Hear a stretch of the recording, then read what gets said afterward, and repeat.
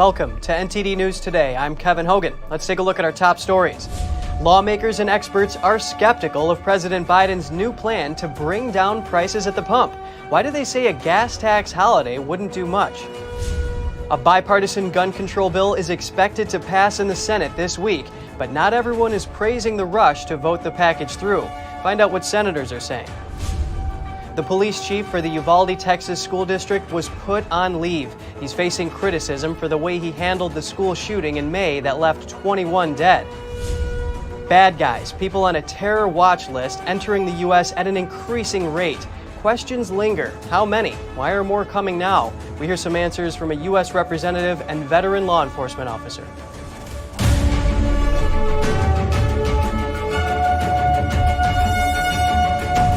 President Biden's latest idea to bring relief at the pump is a federal gas tax holiday.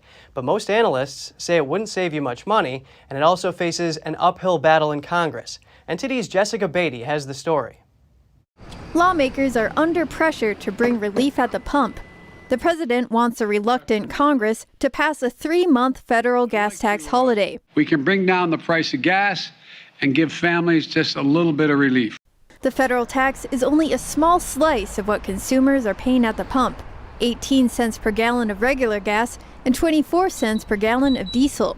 The problem is any significant price drop would depend on if we could get states to join and if oil companies and refineries to pass on those cost savings to consumers. So they wouldn't have to pay the 18 cents a gallon tax. But we have now evidence to think that the oil companies would pass that on to the consumer. Biden's also asking oil refining companies to increase their capacity. Energy Secretary Jennifer Granholm is meeting with energy companies Thursday to see what else can be done. Obviously, they're making a huge amount of profits. It's not about funding, but perhaps there is something that they need, some additional help with identifying a supply chain issue. I just don't know. So we'll see. Biden's federal gas tax holiday faces an uphill battle in Congress. Lawmakers must approve the measure. Some Democrats are voicing concerns and Republicans are against it. What the administration, of course, is coming up with is yet another gimmick, another Band-Aid, and something they know is dead on arrival up here in Congress.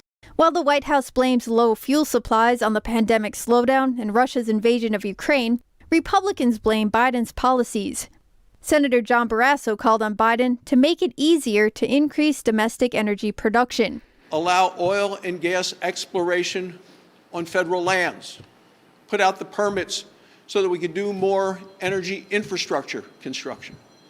It is time, Mr. President, to stop the gimmicks and unleash American energy. The strong lawmaker opposition to Biden's gas tax suspension makes it unlikely to pass Congress.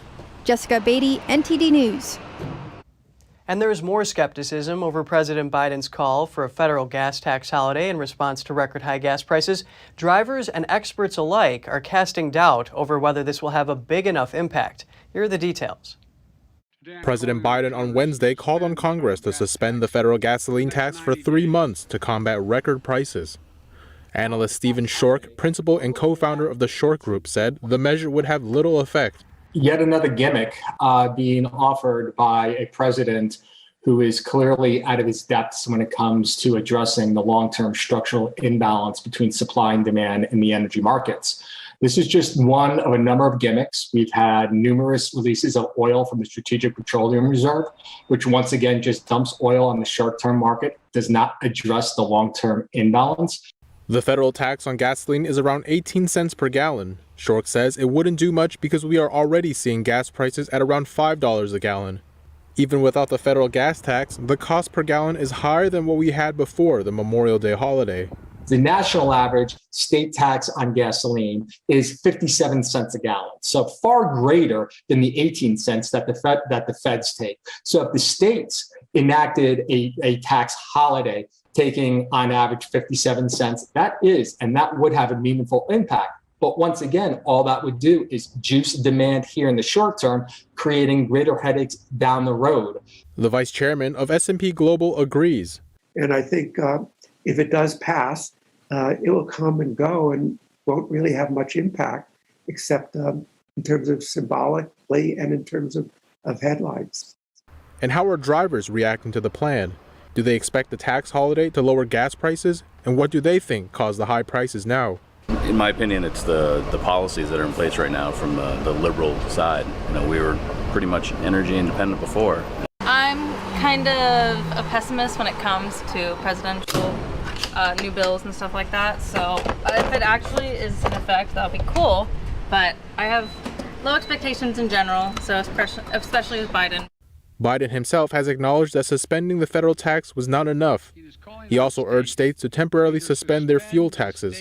Some states, such as New York and Connecticut, have already done so. The bipartisan gun control bill could pass the Senate this week. Senate Minority Leader Mitch McConnell defended the package on Wednesday. He says it can make horrific incidents less likely while protecting the rights of law-abiding gun owners. NTD's Jeremy Sandberg has more. McConnell says Democrats were to blame for failed gun control negotiations in the past, but this time is different. The Democrats came our way and agreed to advance some common sense solutions without rolling back rights for law-abiding citizens. The result is a product I'm proud to support. A bipartisan group of senators led by John Cornyn and Chris Murphy worked together to create a bill that could overcome the 60-vote filibuster threshold in the Senate. The bill would expand mental health and school safety resources and encourage states to implement red flag laws with more funding. It would also require strict background checks and longer waiting periods for those under the age of 21, giving systems more time and access to search through juvenile criminal and mental health records. This bill starts putting money in schools and mental health counseling. That is part of the equation. It's guns, but it's also mental health. It's the same thing. It's the same issue. Senate Majority Leader Chuck Schumer says the bill is on the brink of passing the Senate. It's my intention to make sure this Senate bill passes before the end of the week. The 80-page bill cleared an initial procedural vote in the Senate on Tuesday by 64 to 34. With 14 Republicans joining 48 Democrats and 2 allied independents in voting yes to advance it.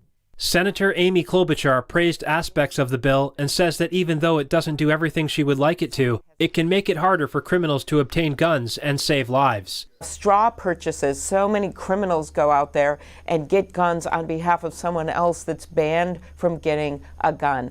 Red flag law funding, mental health funding, as you just... Senator Rand Paul says he will put forward amendments to the bill to address what he sees as constitutional deficiencies around red flag laws. Paul took issue with the speed of the legislation, saying there doesn't appear to be a willingness or time provided to read, understand, debate, or amend this bill. He also disagreed with funds being prohibited from use for firearms or firearms training for school personnel. Senator Josh Hawley also criticized the haste of voting on the bill, saying, "We are voting to move on a bill negotiated entirely behind closed doors, released only an hour ago, that no one has had time to fully read." If the bill passes the Senate, passage in the Democratic-led House could quickly follow. Jeremy Sandberg, NTD News. The Supreme Court has struck down a New York gun law, which will make it easier for people across the U.S. to carry handguns. The New York law required residents to have proper cause to get a license to carry a concealed handgun outside the home. The law has been in place for more than half a century, and about a half dozen other states have similar laws. But in a 6-3 ruling Thursday, the court said the law violates the Constitution. The opinion changes the framework that lower courts will use going forward on other gun restrictions, possibly including proposals currently before Congress if they eventually become law. The Uvalde School District Police Chief has been placed on administrative leave by the district and could lose his position on the City Council. He has come under criticism for the police response to the Uvalde school massacre. At approximately 11:32 a.m. The police chief in Uvalde, Texas, who delayed as a mass shooter went on a rampage at Robb Elementary School, has been placed on administrative leave. 19 children and 2 teachers were killed in the May 24th attack. Pete Arredondo, chief of police for the Uvalde School District, was in charge of the massive multi-agency police response. He's been criticized for how long it took, more than 1 hour, for police to launch an assault on the shooter. The director of the Texas Department of Public Safety called the delay, quote, a terrible decision. And on Wednesday, the school superintendent announced that Arredondo would be replaced by a lieutenant. Arredondo has defended his actions. He told the Texas Tribune that he did not consider himself incident commander at the scene and did not order police to hold back. His lawyer was quoted as saying that another of the local, state, or federal agencies that arrived on scene should have taken over command. Arredondo also told the newspaper that it took officers more than an hour to find a key to unlock the door to the classroom where the shooter was.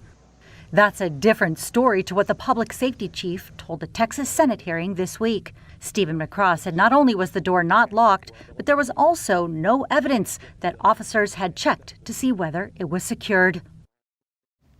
The sentencing trial for Parkland school shooter Nicholas Cruz is set to start July 6th. That's according to court documents. A jury has not yet been seated, but once selected, jurors will reportedly hear from nearly 2,000 witnesses. They will then decide whether to recommend the death penalty or to send Cruz to prison for life. Cruz pleaded guilty to the 2018 shooting at Marjorie Stoneman Douglas High School, where 17 people were shot and killed. During an unprecedented surge in illegal immigration, more suspected terrorists are being apprehended at the U.S. southern border. We break down the numbers for you and get a perspective from a lawmaker and decorated law enforcement officer. Today we hear from U.S. Representative Clay Higgins from Louisiana. Thank you for making the time today, Congressman. Yes, sir. Good morning to you. Good morning to you as well. And now Border Patrol agents, they have captured 50 people who were on the FBI's terror watch list since last October to the end of May. That number was only 15 in fiscal year 2021, which included several months under the Trump administration. What does this suggest about border security and policy? Well, known and suspected terrorists as a component of the active running criminals that aggressively evade interaction with law enforcement at the border, referred to as gotaways in our numbers and in the common language of the Border Patrol.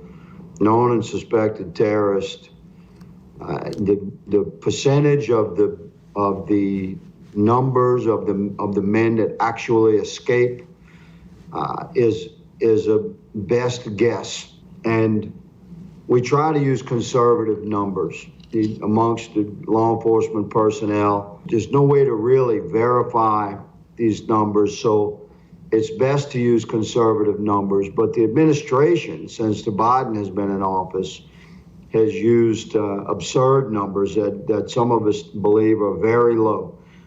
Last year, towards the end of last year, I had estimated that we had lost about 250 KSTs, known as suspected terrorists. So the total numbers now that we're told could serve that about 700,000 gotaways are suspected to have crossed into America. I think that's a low number, but just using that number for the sake of estimation for known and suspected terrorists, a common number is 1 per 1,000. So you would suspect that a reasonable man would surmise that we have 700 known and suspected terrorists in our country crossed into our country since the Biden administration has been in office. That would include last year's numbers as well as this year's numbers thus far. And certainly these are very dangerous people. Now, Congressman, I want to address just a simple logic issue. Maybe you can clear this up. If you're saying that the number of terrorists encountered at the border is because of less manpower, wouldn't that mean that there are less Border Patrol agents out there apprehending these terrorists? Wouldn't you think that there would be less in that case? Or is it that these terrorists know that there are less obstacles and that's why more are coming? Exactly. This is why the numbers that I'm giving are very reasonable and actually conservative numbers. The Border Patrol, the entire law enforcement team, and again, this has impacted local and state law enforcement as well, based upon the federal mission, which is your primary law enforcement jurisdictional authority across our southern border. Our sovereign borders constitutionally are to be protected by the federal government. But the federal law enforcement men and women work very closely with state and local law enforcement. And that entire mission parameter has been shifted under Biden administration policies, forcing the law enforcement professionals who are tasked with securing our border. They've been forced into a role of processing incoming illegal aliens into the asylum application system. U.S. Representative Clay Higgins from Louisiana, thank you so much for sharing your insight on this. Thank you, sir. Coming up, tomorrow marks the one-year anniversary of the partial collapse of the Champlain Towers South building in Surfside, Florida. 98 people died, but many families say they haven't gotten closure. And thousands of beaches and pools are missing lifeguards because of a severe shortage this summer. Find out what cities are doing to cope right after this short break.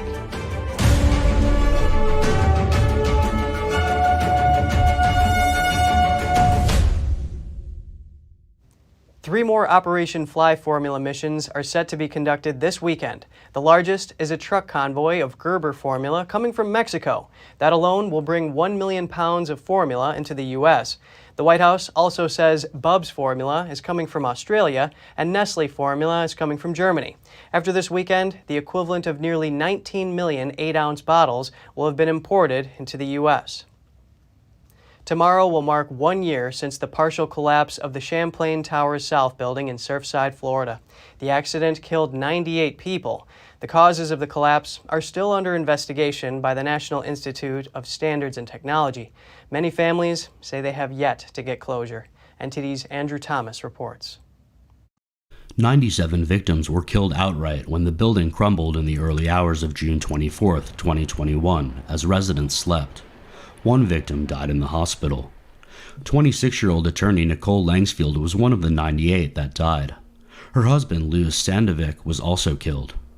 Nicole's brother, Martin Langsfield, has been an advocate for justice and finding those who should be held accountable for overseeing the building code. Going back 1 year, we got a news notification from a media outlet saying that a building collapsed on Collins Avenue. It had no names, it had nothing, but my mother had a mother's instinct that something was wrong with her daughter.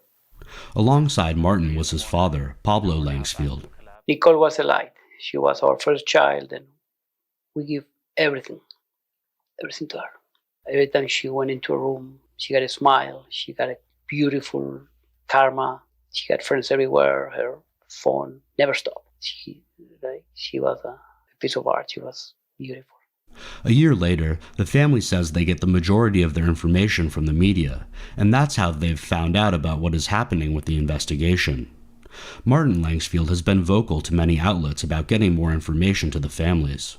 Pablo Langsfield spoke about how his daughter was a successful lawyer and always sought justice. Since she was 5, she wanted justice. She was 5. She became a very good lawyer to seek justice, and this is what we want. They are honoring her by doing the same, seeking answers and justice, so another family doesn't have to go through the same ordeal. Andrew Thomas, NTD News. More than 5 decades after Diane Cusick's body was discovered in Long Island, New York, authorities have linked her death to the so-called torso killer. The suspect, Richard Cottingham, is believed to be one of America's most prolific serial killers. It wasn't until 2021, because of the advancements in DNA evidence, that we were able to retest some of the evidence that we had found in that 1968 murder. And when we retested it, we came up with a DNA sample. When we uploaded it to the National Data Bank, we got a hit telling us that it was Richard Cottingham. He is currently incarcerated in a prison in New Jersey. He was arraigned Wednesday on a second-degree murder charge in Cusick's 1968 killing in Nassau County. From a hospital bed in New Jersey, Cottingham pleaded not guilty. He is a violent predator, and no matter how he looks today in a hospital bed, he was not always a feeble older man. He was a young 22-year-old when he committed the murder of Miss Cusick, and when he committed many other murders. He was strong, stronger than these women were. Richard Cottingham has already serving a life sentence for other killings. While he was claimed he was responsible for up to 100 homicides, authorities have only officially linked him to a dozen so far. Police body camera video captured the moment when a woman fainted and fell off a subway platform, and a police officer came to her rescue. The footage shows the woman walking on the platform and suddenly collapsing. One police officer jumped onto the tracks after she fell. They lifted her up, with the other officer pulling the unconscious passenger onto the platform. The incident happened on Monday morning at the 95th Street station in the Bay Ridge neighborhood of Brooklyn. The officers from NYPD 68th Precinct were on their daily transit inspection when the passenger suffered a medical episode. The department tweeting that she fell onto the tracks just minutes before a train rolled into the station. What would you do if you saw someone drowning and there wasn't a single lifeguard on duty for miles? Experts say this is a reality for thousands of beaches and pools because of a critical lifeguard shortage nationwide. Why is this, and what's being done to keep families safe coast to coast? To our south from where we're standing, the next lifeguard tower is approximately 30 miles from here. For Wyatt Werneth, it's a desperate shortage which could put lives at risk. He served as a lifeguard in Cocoa Beach, Florida for decades, and he tells us families at lakes, pools, and beaches may now be on their own. We're not able to protect the lives and souls that come to the beaches or the water parks or the ocean, lake, open waters. Experts say there's a critical lifeguard shortage across America. New York City just canceled all of its swim programs. Milwaukee County has fewer than half its pools open right now. All hands on deck.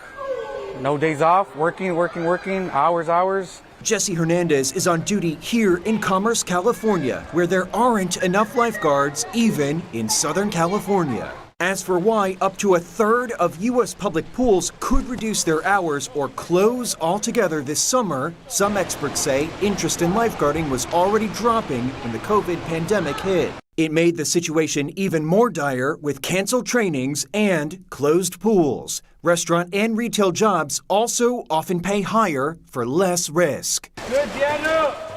To get lifeguards back, cities are handing out bonuses. In Phoenix, it's an extra $2,500. And here in Commerce, the city trains its smallest swimmers as young as 8 on the water polo team to join the lifeguard pipeline. So what we do is develop them for 10 years, and then when they graduate high school, we give them an opportunity to come back into the pool and be lifeguards. It feels awesome to do a job like that, to know that you're here just in case somebody needs their life saved or you need to jump in to rescue somebody. It feels good to do that. American artistic swimmer Anita Alvarez was in danger of drowning during the World Championships in Budapest. She lost consciousness in the pool before being rescued by her coach. Her coach, Andrea Fuentes, is a 4-time Olympic medalist in synchronized swimming. She jumped into the pool after she saw Alvarez sink to the bottom at the end of her routine. She was given medical attention beside the pool before being taken away on a stretcher. It was the second time Fuentes rescued Alvarez. During an Olympic qualification event last year, she jumped into the pool and helped pull Alvarez to safety.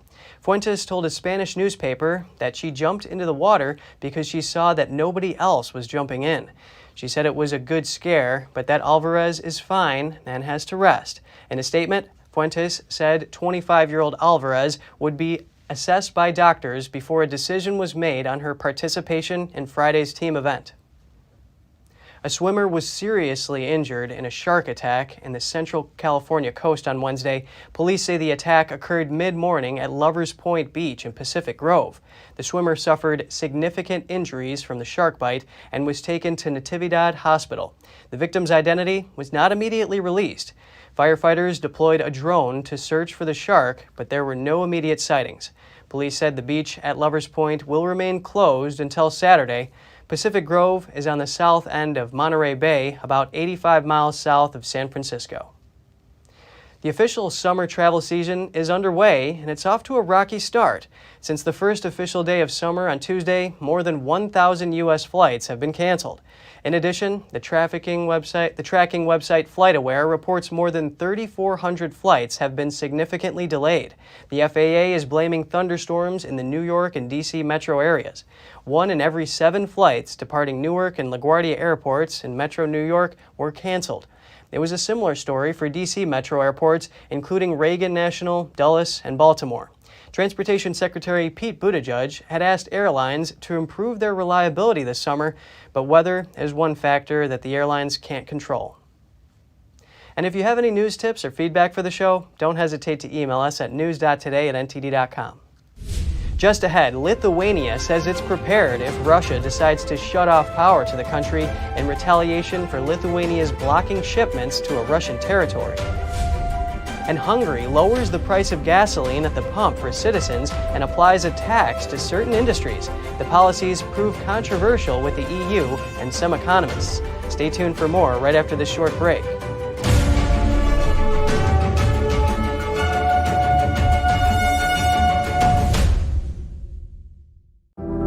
Secure, the true solution for your digital privacy and security.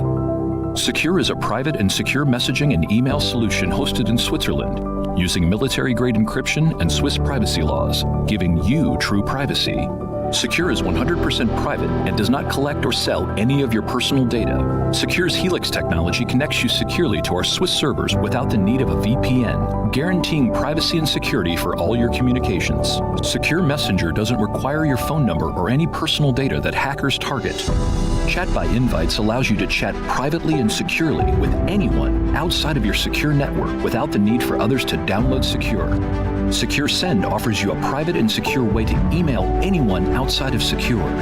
You won't find this level of privacy or security on any other email or instant messaging application. Visit secure.com. Regain and protect your privacy today. Hello, I'm Mike Lindell, inventor of MyPillow. Thanks to your support, you've helped make MyPillow become one of the fastest growing companies in America. Over the last 12 years, you've helped MyPillow create thousands of jobs right here in the USA. When I got MyPillow, I'm asleep almost immediately. I stay asleep at night and I wake up more well-rested in the morning. That's why I invented MyPillow. My patented fill adjusts to your exact individual needs and helps keep your neck supported and aligned. I'm interrupting this commercial to bring you my BOGO extravaganza. For example, you get one of my Giza Dream bed sheets and you get a second set absolutely free. Or my 6-piece towel sets. Buy one set, get another one absolutely free. Or get my classic premium MyPillow and get another one absolutely free. So call the number on your screen or go to mypillow.com and use your promo code to get my buy one, get one free offers and get deep discounts on all MyPillow products.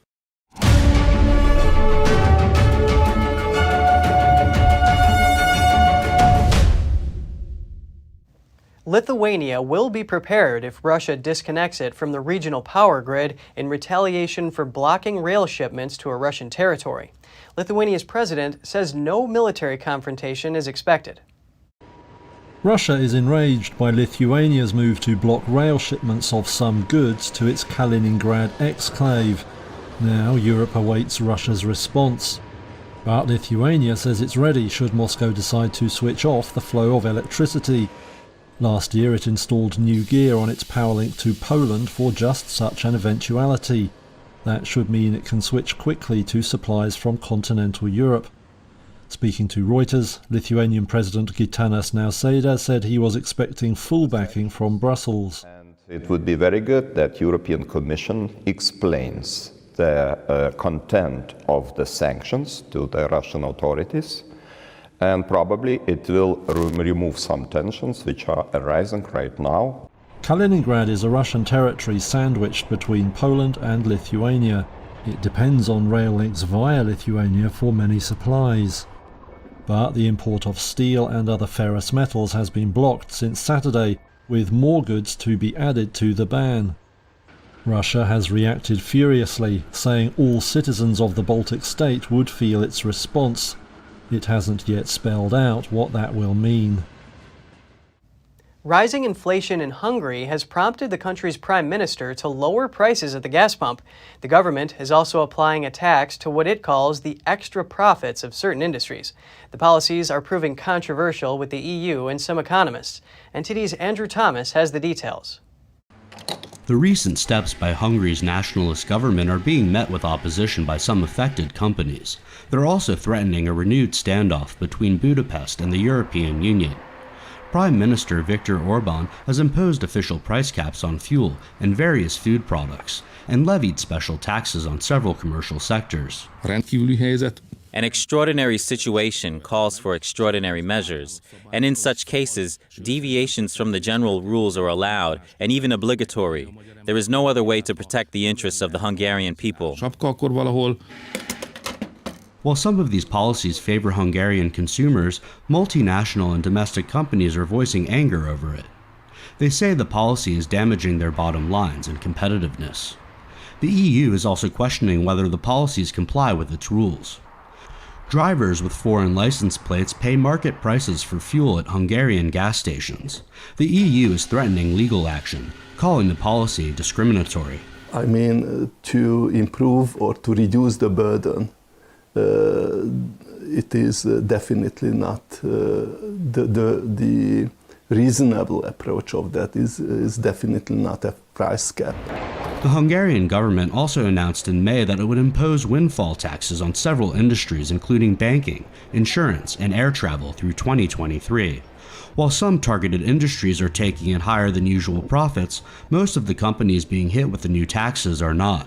We can talk about windfall tax in case of the oil industry. We can talk about in a limited manner, but still we can talk a little bit about a windfall gain and consequently a windfall tax in the banking industry right now. Apart from these two sectors, no one can see any windfall. Several commercial airlines agree. CEO of Ireland-based budget carrier Ryanair, Michael O'Leary, is describing the tax as highway robbery. Ryanair say they'll add around $10 to each ticket to cover the costs of the new tax. Andrew Thomas, NTD News. A government watchdog says the State Department and the U.S. Agency for International Development are withholding information on last year's withdrawal from Afghanistan. According to a letter from the watchdog's director, the information has been required for multiple audits mandated by Congress. The watchdog says the departments have not shared the information despite multiple requests, and they are legally required to do so. The watchdog called the situation unprecedented. An interim report from the watchdog published last month criticized the Biden and Trump administration's policy in Afghanistan. It said the U.S. decision to leave the country was the driving factor behind the swift collapse of the Afghan military, and as soon as the U.S. fully withdrew, the Taliban swept across the country with stunning speed last summer. The Pentagon is collaborating with Elon Musk's company SpaceX. They are investigating the possibility of using the company's rockets to drop troops and equipment into global flashpoints.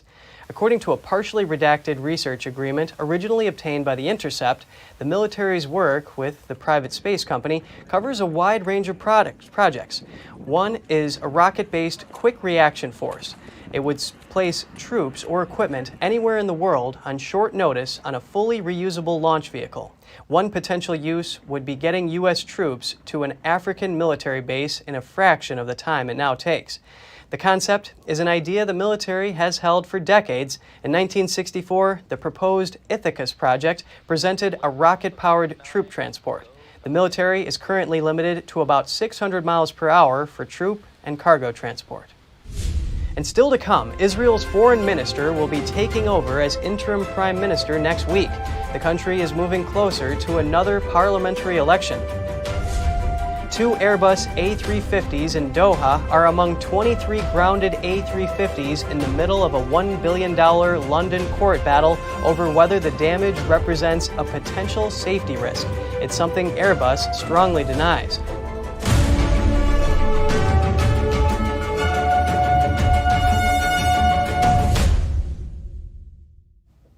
Israel is one step closer to dissolving its parliament and holding a new election.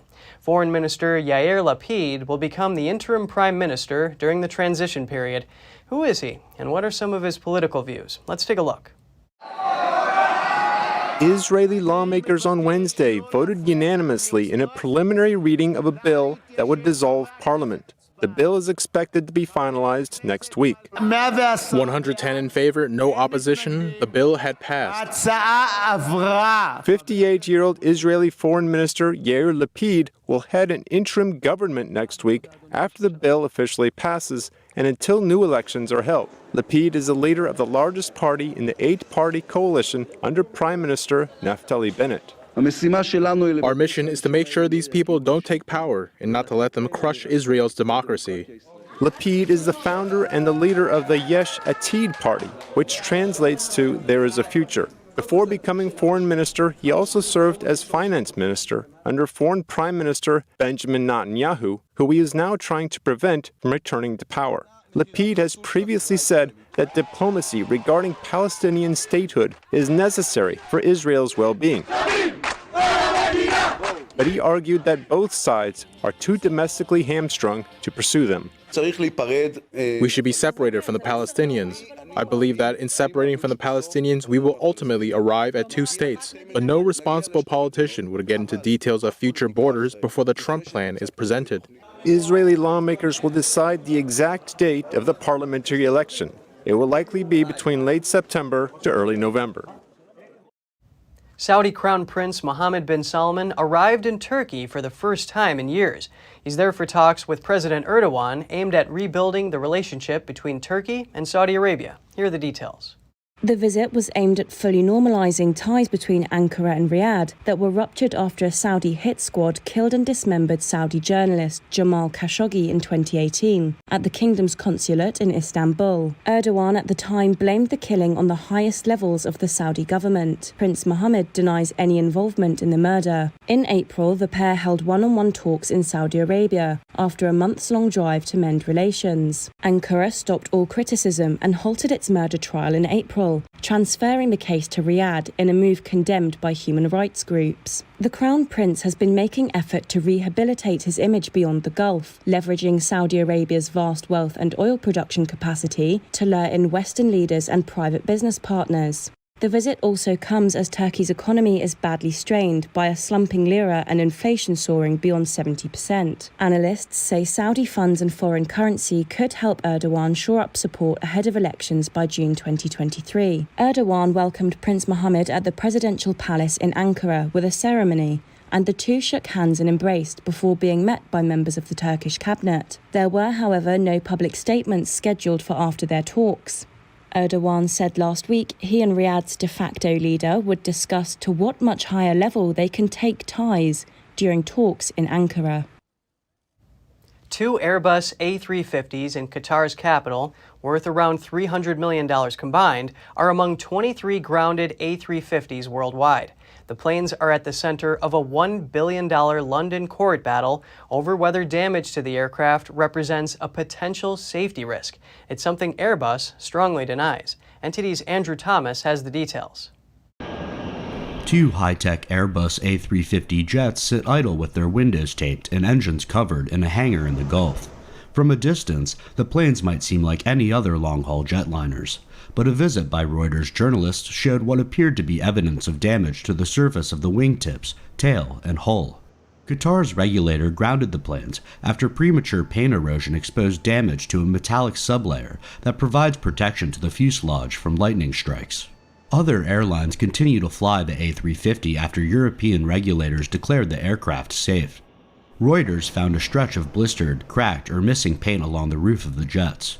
In some areas, the protective lightning mesh that sits between the hull and the paint appeared exposed and corroded. In other parts, it appeared to be missing, leaving areas of the composite hull exposed to the elements. Airbus acknowledges quality flaws to the A350s, but denies they pose any safety risk because of the amount of backup systems and tolerance built into the plane's design. Qatar Airways argues this can't be confirmed without further analysis, and is refusing to take more of the planes. Airbus says that some paint erosion is a feature of the carbon composite technology used to build all modern long-haul jets, a necessary trade-off for weight savings. It says the cracks are caused by the way paint, anti-lightning material called ECF, and the composite structure interact. According to Reuters, Airbus and Qatar Airways had no immediate comment. Andrew Thomas, NTD News. Dozens of Fiat Chrysler automobile workers in Serbia protested at a key motorway in Belgrade on Wednesday. They're angered by the company's plans for layoffs and the relocation of its Kragujevac factory. Fiat Chrysler Automobiles Serbia is a joint venture of Stellantis Group and the government of Serbia. The plant employs about 2,000 workers, but the company recently announced it will be temporarily shut down. Stellantis has announced plans to produce electric car models at that factory beginning in 2024. The workers, meanwhile, have been offered severance pay, but they said the deal wasn't good enough. They demand that the government help negotiate a better one. A union representative says the workers' main concern was to stay in the city, and if it wasn't possible after the closure of the factory, then to be transferred into other local companies. The protest on Wednesday snarled traffic in the Serbian capital during a busy part of the day. And if you have any news tips or feedback for the show, don't hesitate to email us at news.today@ntd.com. Just ahead, El Salvador votes to extend the country's state of emergency for a third time. The measure has drawn criticism from human rights groups, but supporters see it as necessary to combat gang violence. A woman was rescued from an avalanche in Argentina. Rescuers conducted a 7-hour operation in the midst of a snowstorm. Stay tuned for more right here on NTD News.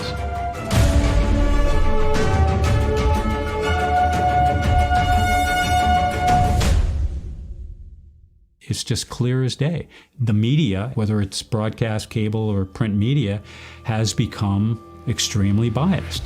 And I started looking online for alternative ways to get information. And I saw an ad for a free trial. And I looked at it and I said, Epoch Times. I mean, come on, this is end of days type of stuff. I mean, what are they going to be talking about here? And I said, well, it's a free trial. Let me dig in. Is it giving me both sides? Is it giving me an objective point of view here? I have looked for opportunities to see where they might be biased, and I don't find it. It has given me a level of trust in media that I didn't think I'd ever get back. I love the Epoch Times because it has renewed my faith in the idea that a reliable, responsible, non-biased source of information is available. And I can say that I love it because of that. Court packing. It's the tool of left-wing authoritarians. Hugo Chavez packed Venezuela's Supreme Court with his socialist cronies, paving the way for his tyrannical regime. Now America's socialist radicals want to pack our Supreme Court with 4 new liberal justices. Court packing is a coup to take away your constitutional freedoms and to turn America into a socialist country. Don't let them destroy our great republic. Go to supremecoup.com to learn more. Hey!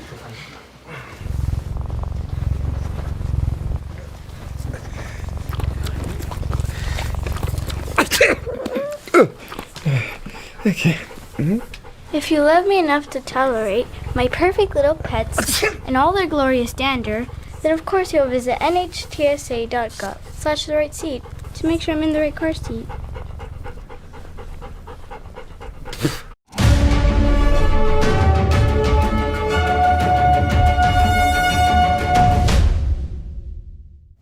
El Salvador extended its state of emergency for the third time. It's an effort to combat gang activity, but it's prompting criticism from human rights groups over the suspension of constitutional protections. The government first passed what was meant to be a 30-day measure in late March. That's after the Central American country's murder rate spiked. The state of emergency was extended once already. Lawmakers overwhelmingly voted to extend the measure for another month beginning June 25th. The extension passed with 67 votes in favor out of a possible 84. Multiple surveys show that 70% of Salvadorans support the government's current measures to reduce gang crime. In the 3 months since it began, security forces have arrested more than 41,000 people. That includes almost 1,200 minors for allegedly belonging to or collaborating with the gangs. El Salvador is building a new terrorism confining center to house detained gang members. Human rights groups say at least 18 people died in police custody by late May. Over 1 ton of cocaine was seized in a Peruvian valley that's known for its drug-producing activity. In 3 operations carried out this month, Peru's national police seized 3,000 pounds of cocaine. The director of the Anti-Drug Division of Peru's National Police said one of the operations was during a failed flight landing in a secret location. The missions took place in 3 different regions. On one occasion, armed agents opened fire on a drug lab, seizing cocaine packs and 2 vehicles and detaining 2 suspects. A woman injured by an avalanche was successfully extracted by rescuers in Argentina. That's after a 7-hour rescue operation in the midst of a snowstorm. The woman was unable to walk and had to be pulled off the mountainside with the help of a sled attached to a stretcher. Civil defense authorities received an emergency call saying a woman had been lost as a result of an avalanche. Alerted by the situation, members of the Aid Commission from different institutions launched a meeting to establish the necessary resources and equipment to safely rescue the woman. After 2 hours of climbing, rescuers reached the skier and dragged the woman, who was immobilized in the stretcher, to safety. That's despite bitter weather and howling wind. Peruvian archaeologists have unearthed an ancient tomb with remains that could date back as far as the 5th century inside a home in Peru's capital. In May, the archaeologists disclosed the finding of human remains in an underground tomb. They say it was surrounded by silver and copper objects, which would suggest that it belonged to an elite family from the Inca period. The remarkable discovery was made during renovation work on a house in northeastern Lima. One homeowner said it was something he didn't expect. Archaeologists in the neighborhood say there could be more remains from the Inca period. Peru, home to tourist destination Machu Picchu, has hundreds of archaeological sites. They tell of cultures that developed before and after the Inca Empire, which dominated the southern part of South America 500 years ago. Coming up, Elvis-themed weddings can continue in Las Vegas after an agreement is reached over rights. Some Las Vegas chapels were worried they would go out of business. Trumpet the Bloodhound is the winner of the Westminster Kennel Club Dog Show. It's the first time a bloodhound has ever been selected as the top dog in the show. Stay tuned for more right after the short break.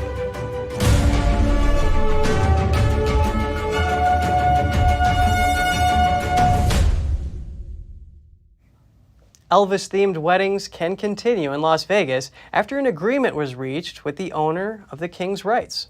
Nico, you may kiss your bride. Elvis-themed weddings look set to continue in Las Vegas after an agreement was reached with the late singer's estate.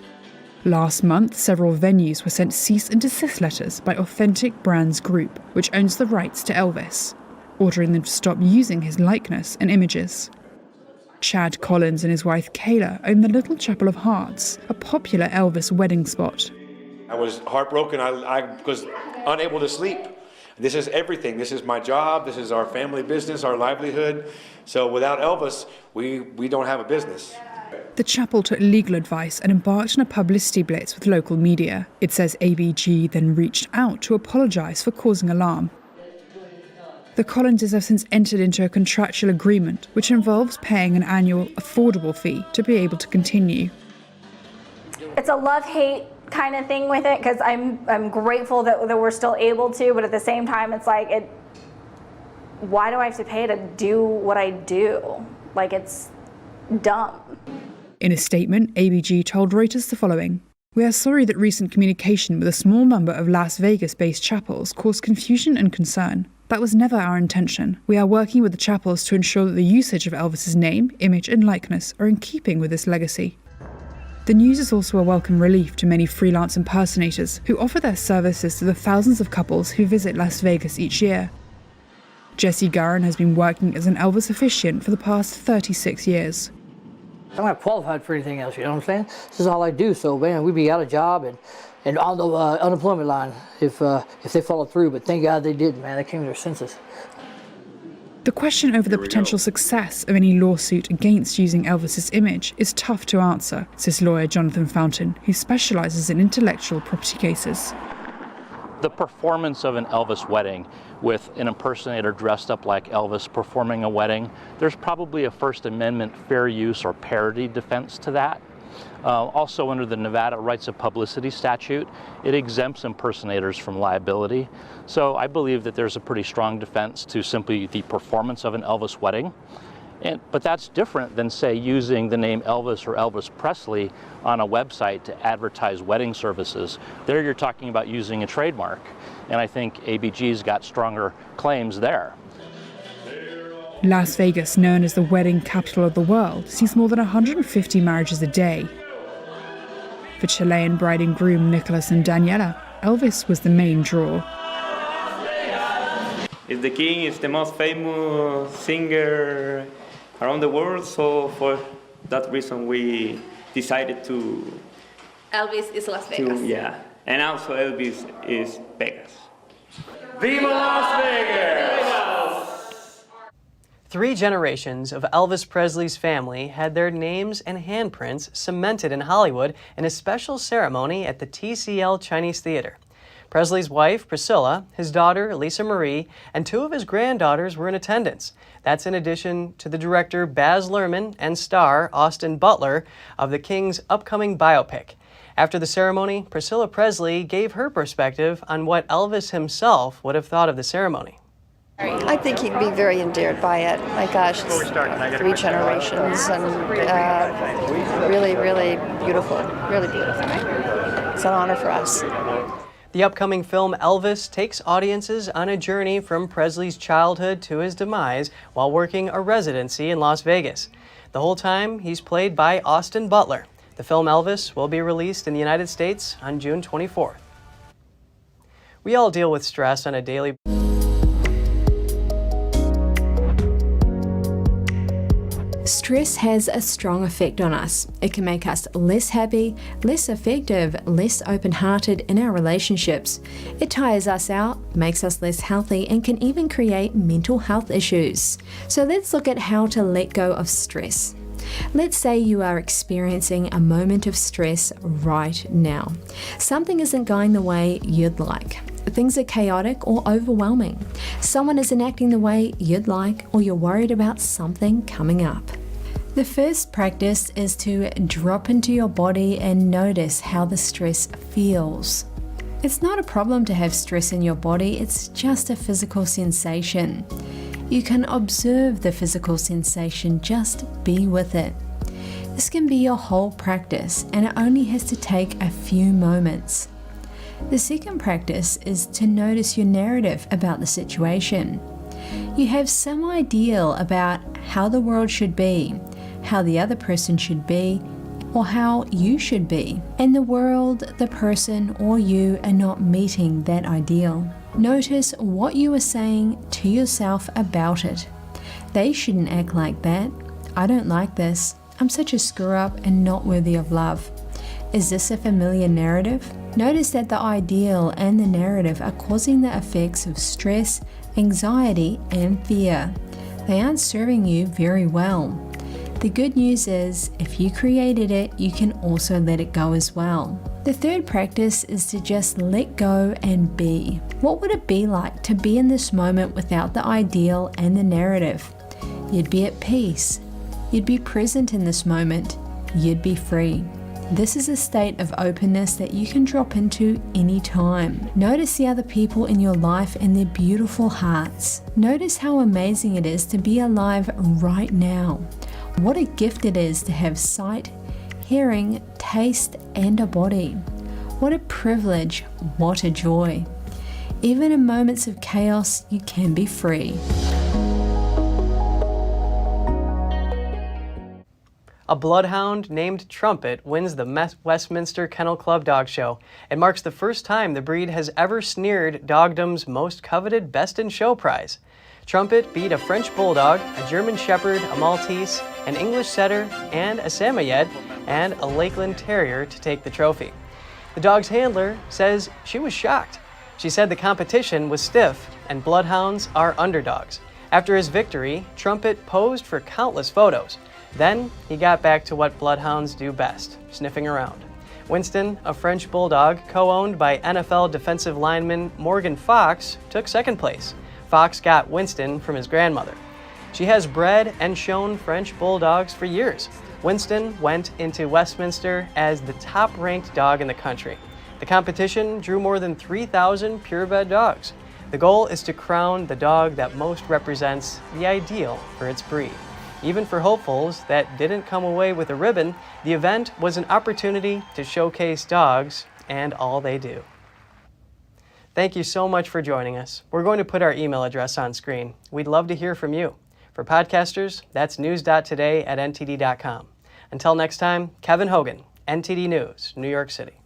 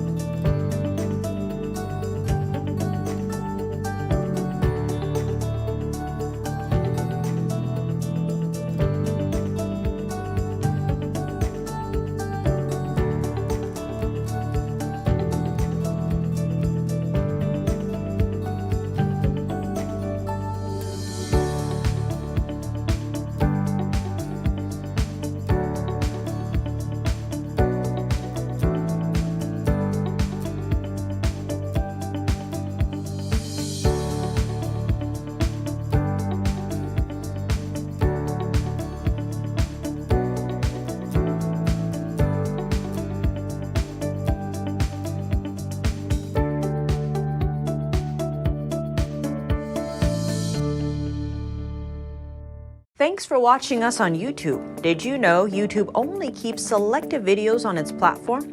So if you want to make sure you get the full picture, just subscribe to our newsletter. Go to newsletter.ntd.com and sign up. It's free.